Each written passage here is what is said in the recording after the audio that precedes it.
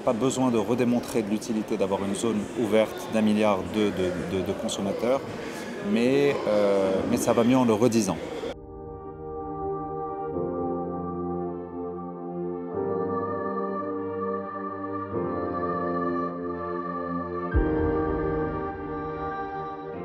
La ligne directrice, c'est que la tendance de l'investissement entre le public et le privé sont inversées. Aujourd'hui, dans notre pays, l'investissement privé compte pour 1/3 de l'investissement et l'investissement public compte pour 2/3. Sur le schéma d'investissement, en tout cas sur ce qui arrive dans les 5 ans à venir, l'ordre de grandeur de l'investissement de l'État, en tout cas des grands projets, est d'une centaine de milliards de dollars qui sont liés à l'ensemble des grands projets qui arrivent, notamment liés à l'organisation de la Coupe du Monde, à l'organisation de la CAN, mais aussi aux grands défis auxquels fait face le pays, et je pense notamment à celui de l'énergie et le grand sujet de la sécheresse, et donc des stations de dessalement qui ont été lancées. On en a une trentaine qui sont programmées, dont la plus grande au monde qui sera lancée à Rabat, celle de Casa qui démarre très prochainement. Et donc tous ces grands projets comptent pour à peu près une centaine de milliards de dollars d'investissement.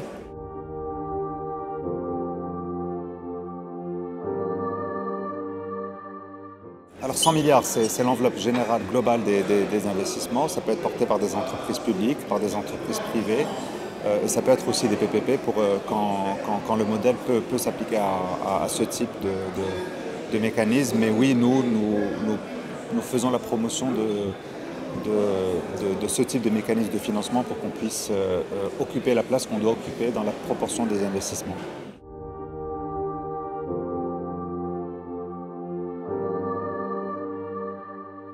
Je pense qu'on peut l'expliquer par deux choses. La place de l'agriculture est importante dans la composition de notre PIB. Et comme on est passé, on le disait juste avant, par plusieurs années de sécheresse, forcément l'impact sur la composition du PIB est important. Et donc quand on décompose en PIB agricole et non agricole, on voit que les composantes non agricoles sont plus importantes, et donc ça répond en partie à votre question. L'autre élément de réponse qu'on peut apporter, c'est probablement qu'on a énormément investi dans des infrastructures routières, autoroutières, portuaires, énergétiques.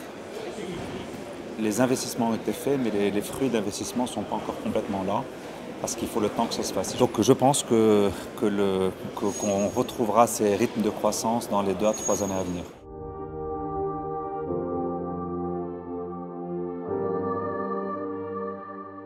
Dans les défis que nous avons aujourd'hui, l'emploi est un grand défi, parce que nous savons que les évolutions technologiques notamment ont un impact, donnent de la sophistication et impactent l'emploi. Et aujourd'hui, on a un taux de chômage qui est encore un petit peu élevé, donc on doit travailler sur cela. C'est un des grands défis que nous avons. Nous avons un grand chantier autour du Code du travail. Une fois qu'on a passé la loi sur la grève, on doit ouvrir le chantier du Code du travail, probablement en septembre. Et puis enfin, le défi de la formation professionnelle, sur laquelle on a aussi une position qui est très claire, et sur laquelle nous avons interpellé à plusieurs reprises le gouvernement, et on s'est également entendu sur le fait de démarrer ce chantier dans les semaines à venir.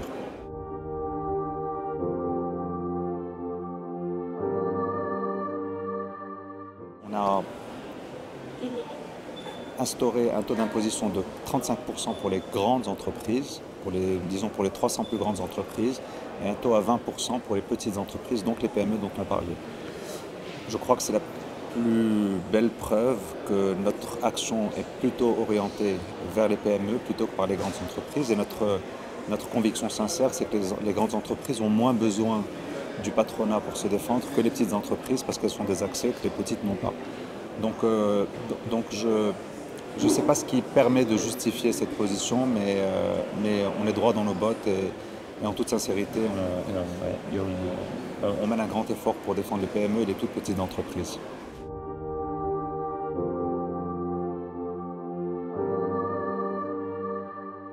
Très clairement non, elle ne se développe pas assez rapidement, pour des raisons qu'on soupçonne mais qui nous échappent. Il n'y a pas besoin de prouver que l'ouverture n'est pas un risque pour les entreprises, mais une opportunité, pour les entreprises et pour les populations, et donc pour les États, qui se retrouvent différemment par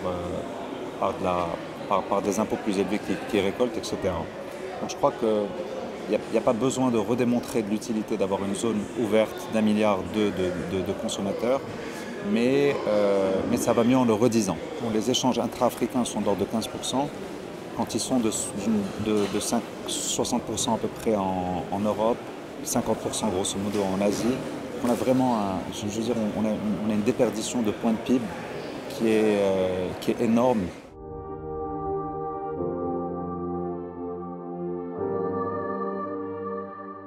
Ce qui se passe, c'est que les entreprises qui arrivent à s'internationaliser ou se régionaliser sont surtout des entreprises de services, parce qu'il y a le défi du libre-échange, mais il y a aussi le défi de l'infrastructure entre pays.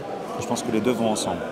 Il faudra qu'on résolve les deux en même temps, pour qu'il y ait réellement des échanges. Parce que si vous avez un libre-échange entre deux pays sans qu'on ait la capacité de bouger des biens entre les deux pays, on ne fera que bouger des services. Donc aujourd'hui, ce qui se passe de ma lecture, c'est qu'on a des échanges ou des entreprises continentales qui se régionalisent essentiellement dans le service.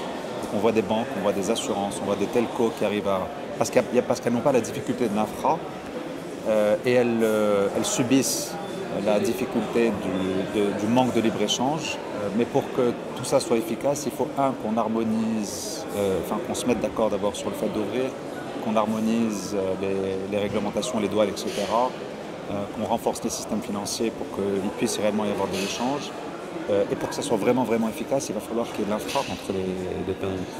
La seule infra qu'il y a aujourd'hui, c'est un peu d'aérien avec des compagnies type Royal Maroc qui se desservent un peu partout le continent. Mais bouger un bien d'un pays A à un pays B en Afrique, c'est un vrai challenge aujourd'hui.